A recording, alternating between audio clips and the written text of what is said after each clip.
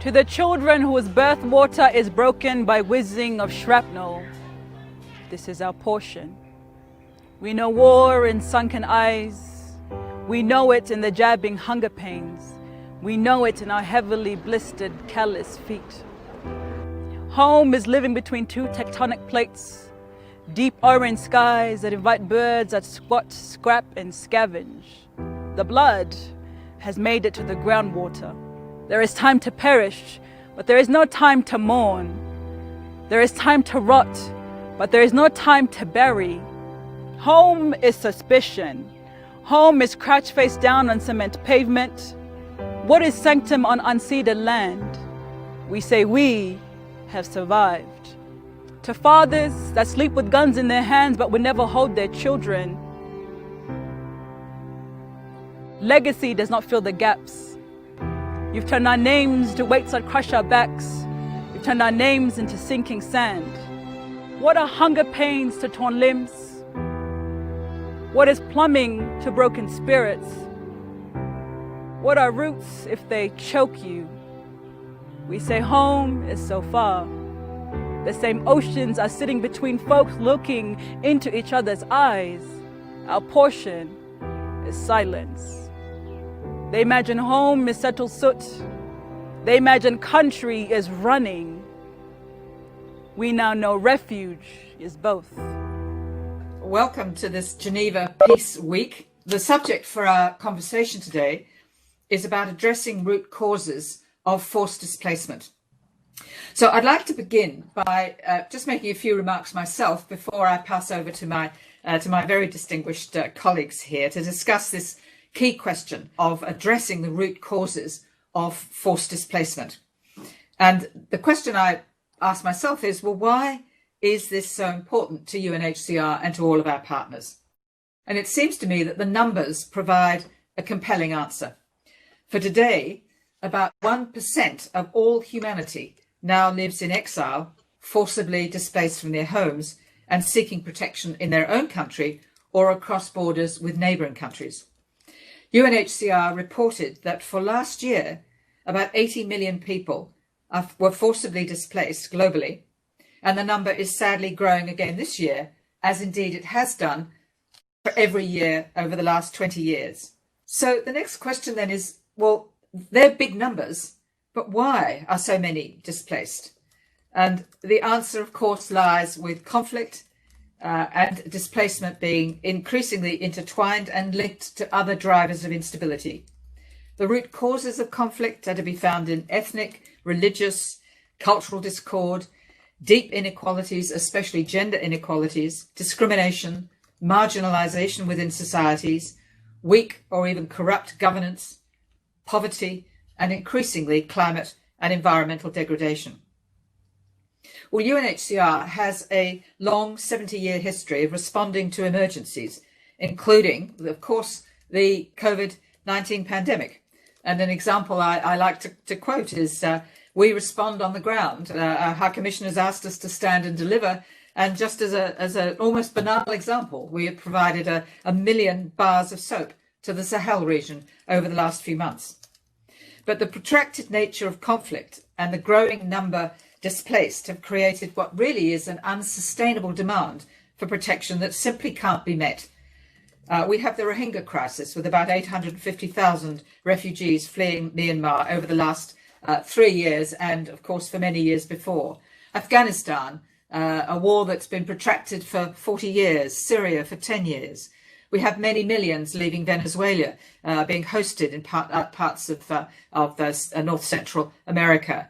Intercommunal conflict in the Sahel and the Lake Chad regions. And, of course, an acute humanitarian crisis in Yemen, with, again, huge numbers of peoples displaced. An unresolved political and military post-conflict crises in Rwanda and Burundi, and the wars in the 90s in the Balkans. Well, these intractable and lengthy conflicts, leading to the displacement of millions, has prompted a growing understanding that we need to move from ad hoc emergency and humanitarian relief, which of course we'll continue to do, to sustainable prevention. In short, we need some refreshed thinking and some new ideas. And some creative thinking has led to the Global Compact of 2018, 2 years ago. 181 nations agreed to share responsibilities for refugees and those forcibly displaced or stateless. And the agreement was given practical effect in December last year in the Global Refugee Forum, which generated 1,400 pledges and commitments, aiming to do something about the drivers of conflict and instability and to embark on deeper efforts for sustainable peace. Well, there are some encouraging developments that give us some hope. The signing of the Juba Peace Agreement, and I'm sure we'll hear more about that in a few minutes, between Sudan's transitional government and the Sudan Revolutionary Front and others. And we have a revitalised agreement on the resolution of conflict in South Sudan.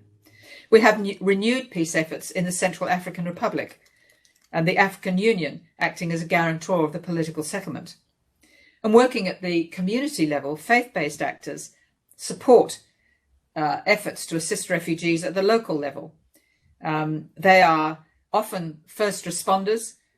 They know what's going on in their communities. And recently, the High Commissioner for Refugees agreed with a group called Religions for Peace, a peak body, to establish a multi-religious council for religious leaders to help examine root causes. Another important means of peace building is the inclusion of women, and I'm sure that Susie will be telling us more about this. But it is extraordinary to understand that COVID-19 has put yet another spotlight on the disproportionate impact of women and girls on conflict and displacement. They're exposed to sexual exploitation and violence, girls being offered in early marriage or subject to other abuses. But sadly, women are rarely involved in decision-making or peace building. While globally, women comprise 13% of peace negotiators, 3% of mediators and 4% of signatories, women in fact are excellent leaders in brokering peace and ensuring peace at the local level. And there are many successful models that where you include women in peace building, you have a much better chance of achieving a sustainable and long-term peace. There are examples in Sudan, but also the Central African Republic, where for the first time in the history of that country, women participated in the Khartoum peace talks, and one woman was in fact a signatory to the agreement. And I'd like to mention, if I may, in the context of Mali, the important role of women leaders working across political lines and playing a key role in transition.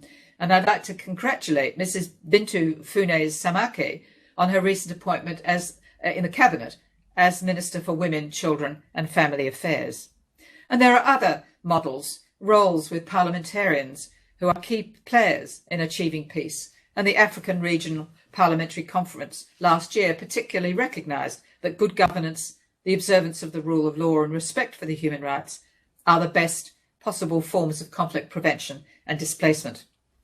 Well, what role has UNHCR been playing in these peace-building efforts? We have, of recent times, been focusing much more on the community and local protection to find long-term solutions on a do-no-harm basis. We've recognised that communities are best placed to contribute to peace and to deal with the root causes of conflict. And there are many, many examples. For example, in Honduras, the United Nations Refugee Agency is collaborating with government, with Caritas and with local parishes to introduce digital technology to document the housing and land that people abandon when they flee violence and organised crime. That way you can strengthen the National Property Register, reduce violations of property rights, and hopefully enable a peaceful return to those who've been displaced. Another example is UNDP working with IOM and through our own agency in the Burundi-Tanzania cross-border project, 19, that provided refugees and those internally displaced with assistance for voluntary repatriation and integration.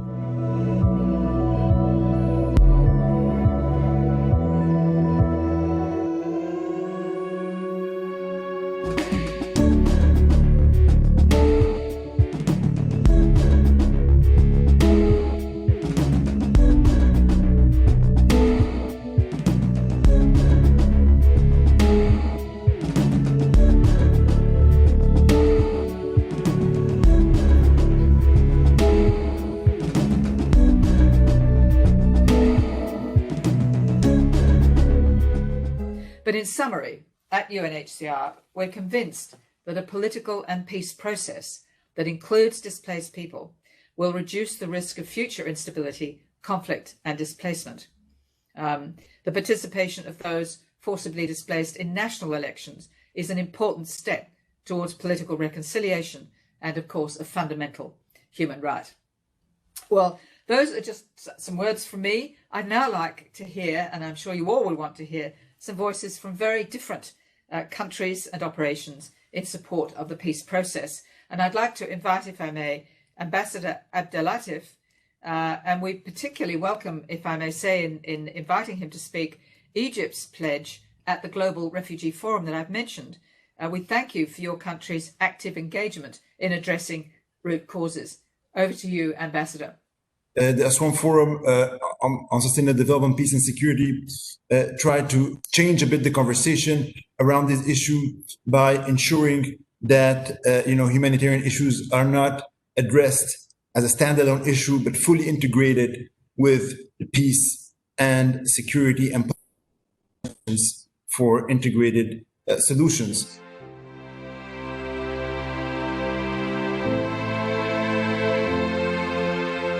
Has always been a priority. What has sort of shifted is saying, how do we do this in a more coherent and sustainable manner? New initiative, starting with the Hippo panel and then coming with the secretarial reports and the resolutions, really highlights the importance of looking at structural issues for preventing conflict and for building peace. Meaning that the access to education, access to health, access to livelihoods that includes people, especially young people, that promotes jobs, especially for young people.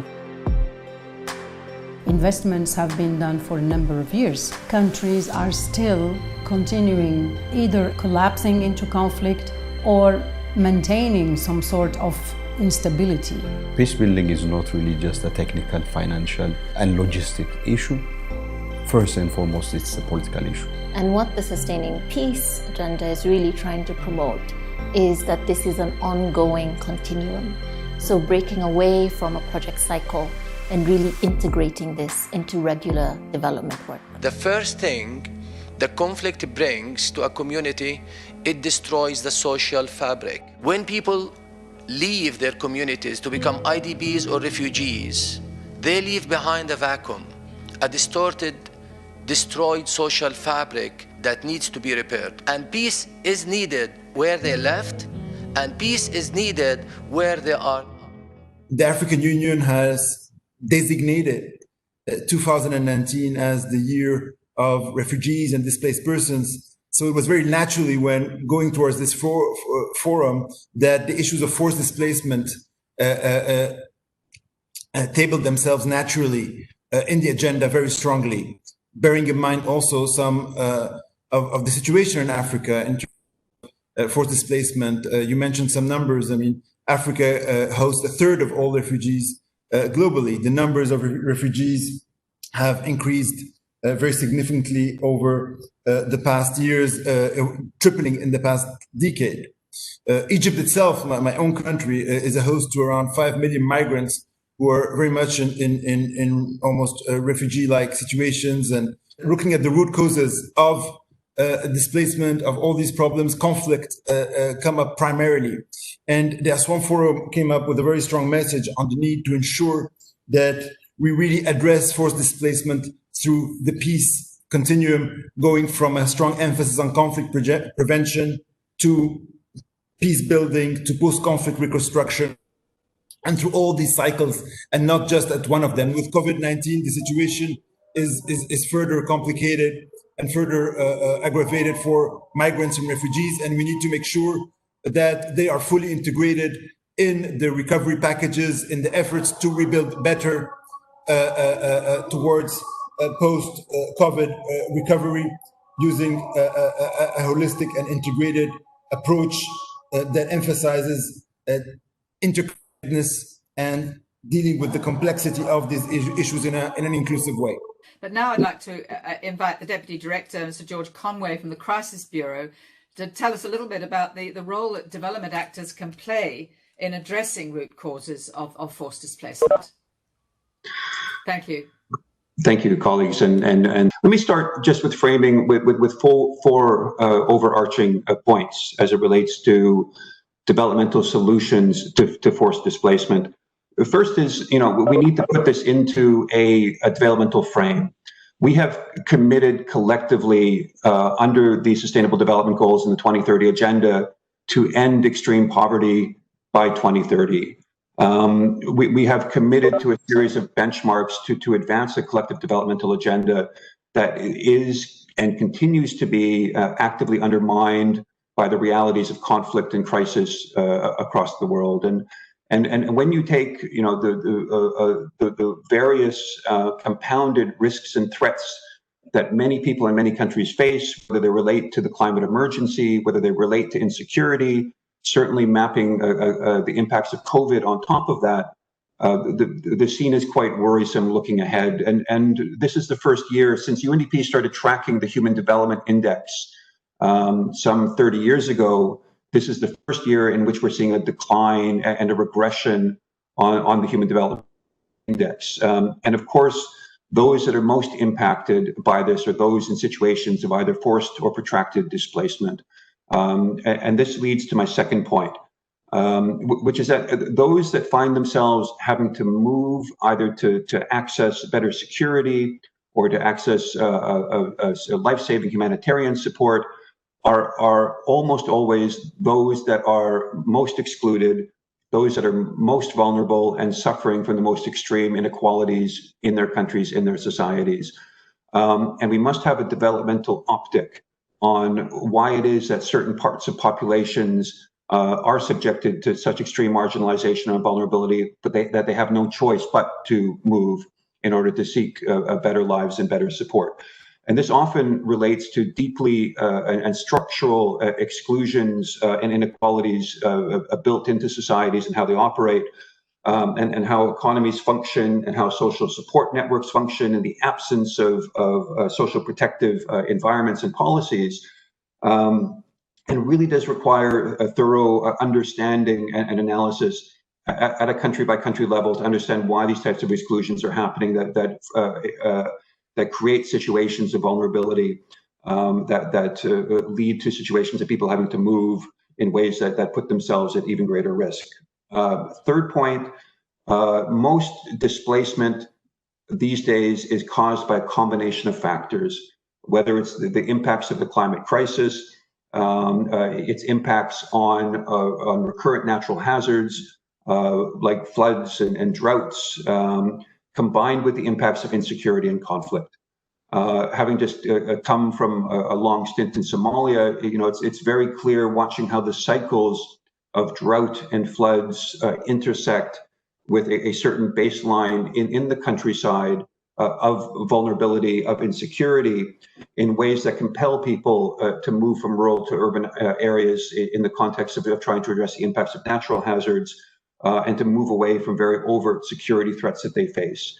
And increasingly, we need to look at how these different types of risks are compounded, how they intersect with each other and reinforce each other in ways that are deeply troubling and need more comprehensive solutions that address issues around climate change adaptation together with building local capacities for peace. We're far beyond the days that we can look at these issues in isolation and in a siloed manner, and that calls for joined up integrated approaches from humanitarian development and peace-building actors. A next point is, and really the purpose of this discussion, is the need for a collective pivot to prevention. We spend most of our collective resources, we spend most of our collective attention focusing on the consequences of displacement once it happens, rather than investing more proactively in trying to address structural underlying causes of why it is that people have the need to move. And the Secretary General has called for a new prevention agenda, lots of good traction internationally on the Sustaining Peace agenda.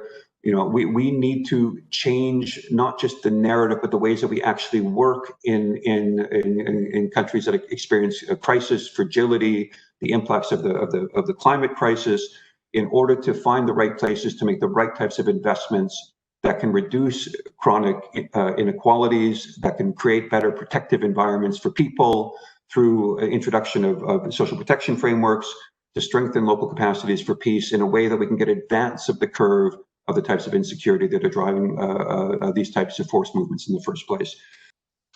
Can we move now then to Susie Sebit, who's going to talk to us about getting women to the peace table when agreements are signed. And I know you've, Susie, that you've personally contributed to this. I should also say that for security reasons, you've got to leave once you've made your contribution, so we won't be able to ask any more questions. But if you could tell us a little bit about what's being done to bring women in early as equal partners in addressing the root causes of displacement. Thank you. Thank you so much, and I appreciate UNHCR for giving me this opportunity to echo out some of the point I have of a South Sudanese young woman who had been growing in the conflict and also experiencing the same as after we get independent, but also as a young South Sudanese woman who have a voice to echo the suffering of other women across the country. The stakeholders must acknowledge the marginalization of women. It starts before conflict and before displacement. And the majority of those affected are women and children. And this conflict and marginalizations start as a small conflict, which when unresolved, grow into political dispute, power struggle, and then escalate into massive violence, where very few women have a say, then displacement follows.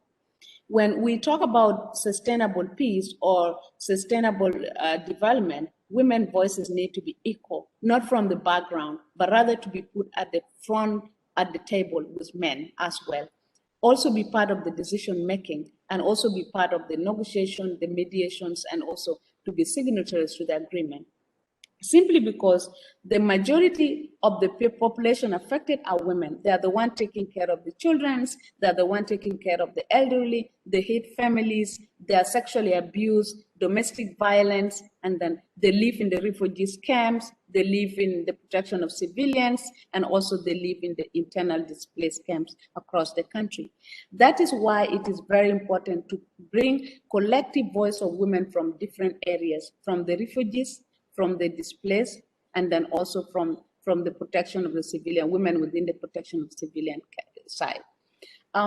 Intercommunal violence is one of the major conflicts and cause of the displacement in South Sudan, as well as other parts of the world.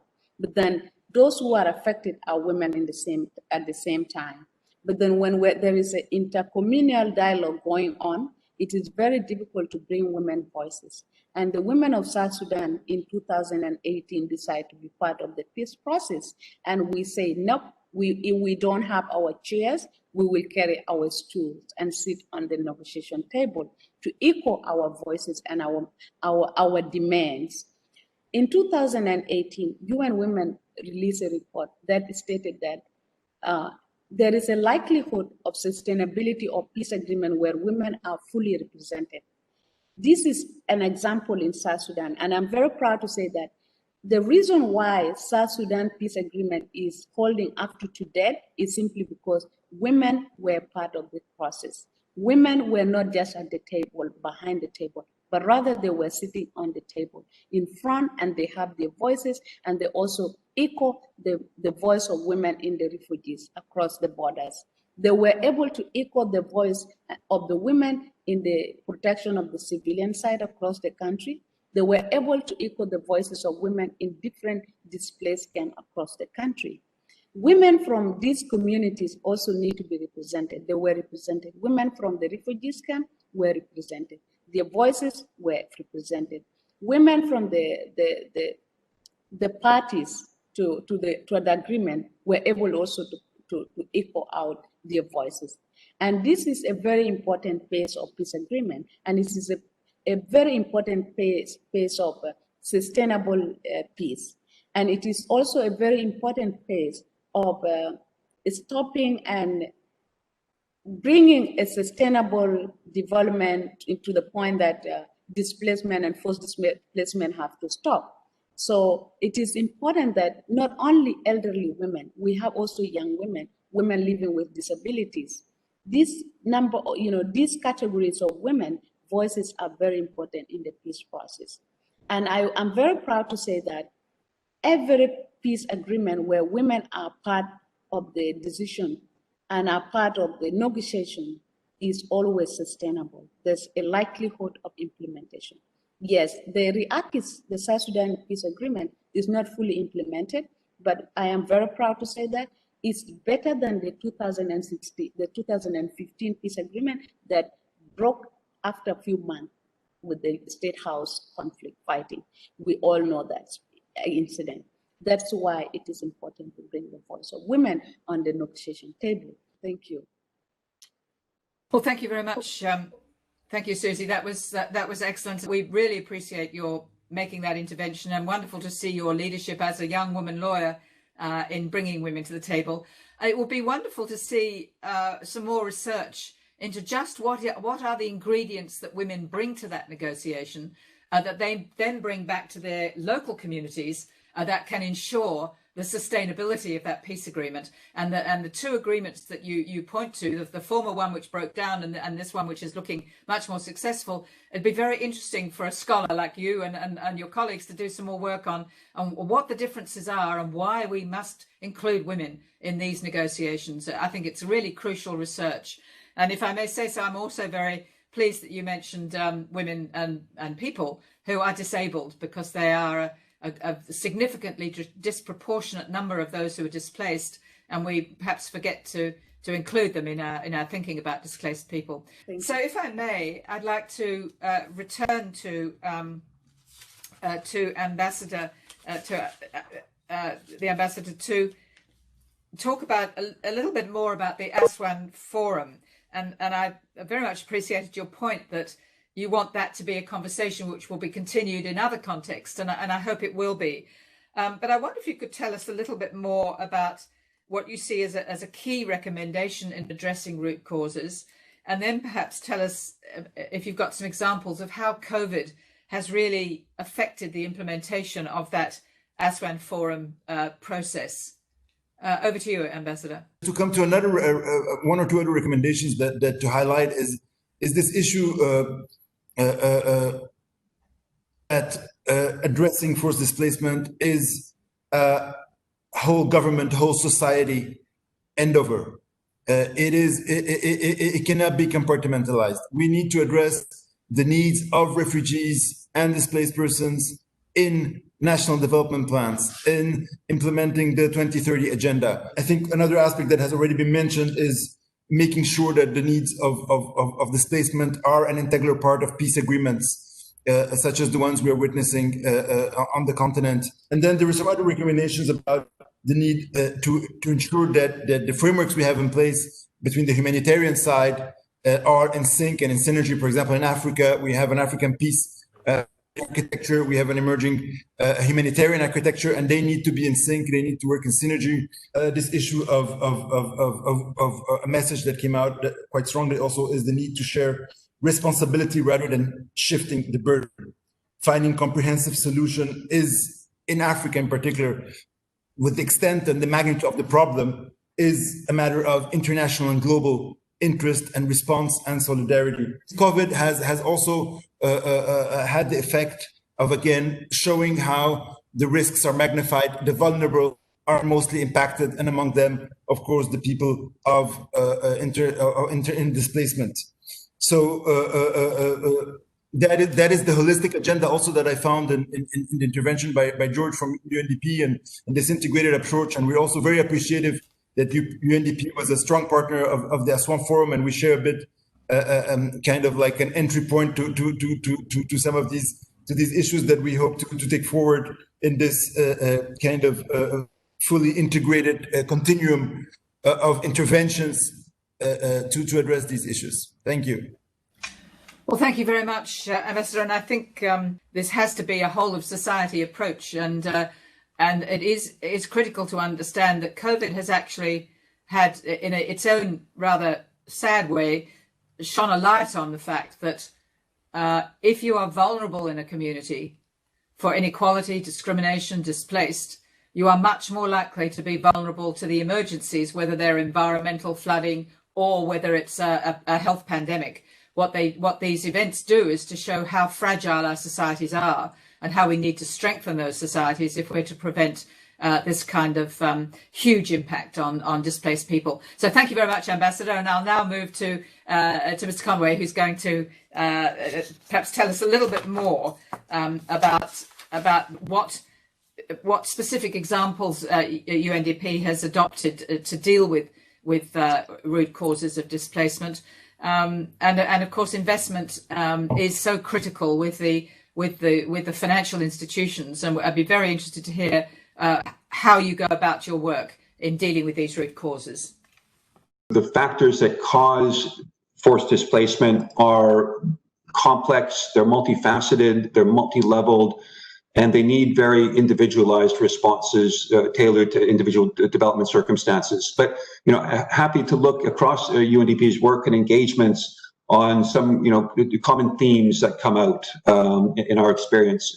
Certainly, a first point relates to contextual analysis and understanding, and understanding what types of developmental solutions are fit for purpose in given context. And to this end, we've had a long-standing collaboration between UNDP and the Department of DPPA in the UN Secretariat on deployment of what we call peace and development advisors, who are currently serving over 80 countries globally, and working with UN resident coordinators to exactly try to understand root causes of violence, root causes of crisis, what causes people to have to move in response to certain types of circumstances, and what that means in terms of the UN's and UNDP's developmental strategies in country. It's been a good model. It's helped to take us forward in terms of helping the UN as a whole to pull together more integrated responses across the various mandates, and certainly between humanitarian development and peace building parts of the system as well. And within the frame of the advisory support of the Peace and Development Advisors, we've had very strong interaction. UNDP is the largest implementer of peace building fund projects together with other parts of the system, with UNHCR in many countries, to address exactly those types of root and underlying causes. And they're different in different places. In many cases, they deal with social and economic exclusions, marginalization, vulnerability.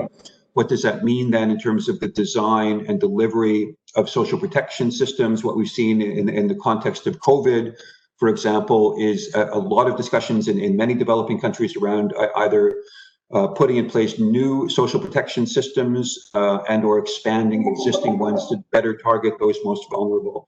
And there's been quite a wave of activity here that we're very pleased to see. And so one of the key lines of support that we've been providing to program governments has been on better understanding, what types of social protection systems are fit for purpose in this existing COVID circumstance. But it's a much broader issue and addresses broader underlying vulnerabilities. Second, and this I hope very much reinforces the comments from our colleague from South Sudan, the utter importance of investing in local capacities for peace. And we have different ways of talking about this. Sometimes we talk about infrastructures for peace. Sometimes we talk about insider mediation capability. But effectively, it comes down to who are the local actors best positioned to be able to work at an intercommunity level in order to understand grievances, in order to understand, the nuances of resource-based competition and conflict, in order to bring communities together for productive dialogue on how they can live in peaceful coexistence, and to support strengthening of social cohesion between communities in a way that reduces the prospects for friction in the future. And this is a widespread area of UNDP's work that we support in dozens and dozens of countries, both across the African continent and elsewhere in the world, by looking very proactively at how can we strengthen exactly the types of capacities that our South Sudanese colleague was speaking to, a women's group, women leaders. In many countries, the number of inside mediators that we support, many are women, in order to exactly find the right types of networks between communities that could have the most impactful results on trying to resolve community-based disputes. The investments, thirdly, in local governance are fundamental. We found that people are compelled to move when local governance arrangements are inadequate to their needs. when either there's a ineffective protection environment with local authorities, local rule of law infrastructures, where people do not feel secure, and or where local provision of services cannot meet their needs in response to certain types of environmental and other threats and strains. And so investing in effective local governance and keeping very localized social contracts effectively functioning is fundamental to prevent people from moving in the first place, by having a secure and productive local environment in which they continue to meet their livelihood aspirations and live in safety and dignity. And finally, you know, developmental solutions on violent extremism is something that we're focusing additionally on, understanding that there are reasons why people choose to align themselves with extremist groups. In many cases have to do with dysfunctional local governance arrangements, feelings of persecution or marginalization by local governance structures. In essence, the inefficacy of local governance arrangement that drives people to extremism. And so the more that we can support governments in order to ensure that governance systems are accountable, that they're transparent, that they're fair, that they serve the diversity of their citizens in ways that are equitable, that are inclusive, can go a long way to reduce some of the underlying drivers. I'll leave my comments there. Thank you. Well, thank you very much. This really has been fascinating, and perhaps I could say that another of the lessons we've learned at the UN Refugee Agency is the importance of localization. Yeah. We have been restructuring under the High Commissioner to get more of our emergency and other capacities into the local environment, and we've found that that's been enormously successful, because local communities know what their local problems are, and they know how to find solutions. And I think we're working more and more to deliver resources at that level, and hence, of course, the agreement we have with the faith-based groups, because they stay and deliver. They don't move, and they're always there working with their communities, and they're a very important mediator for us. I very much hope that the next Aswan 2 is a success, and that we keep this discussion going, and that we keep working together, because we want integration at the local level, but we want to make sure we're all working together at the country level and through groups like UNHCR and of course UNDP. So thank you all very much.